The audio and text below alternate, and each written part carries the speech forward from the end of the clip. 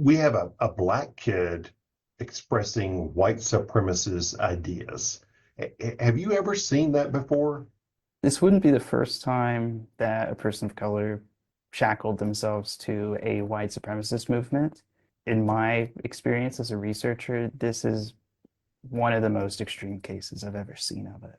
Jerry Tolt's job is to track hate and extremism, a skill set that in the hours after the Antioch High School shooting came into play, thanks to a 51-page manifesto left behind by shooter Solomon Henderson, seen here wearing a t-shirt for a neo-Nazi band.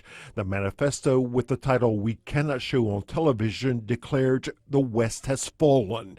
Billions must die. Accelerate, accelerate, accelerate. Words that Holt says represent the worst of the world of hate. These are communities that encourage not only mass murder and genocidal fantasies, but also destruction of things like critical infrastructure. So they're talking about bringing about the collapse of society and then creating their own utopia. Essentially, yeah. They do not believe that democratic government will ever get them the kind of ethnic superiority or ethnic dominance that they want.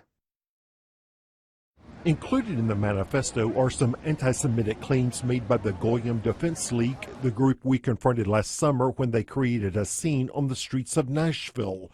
Holt cautions against reading too much into that, at least for now. One way or another, this shooter came across this flyer and recognized it as something he thought might be great to include in his manifesto.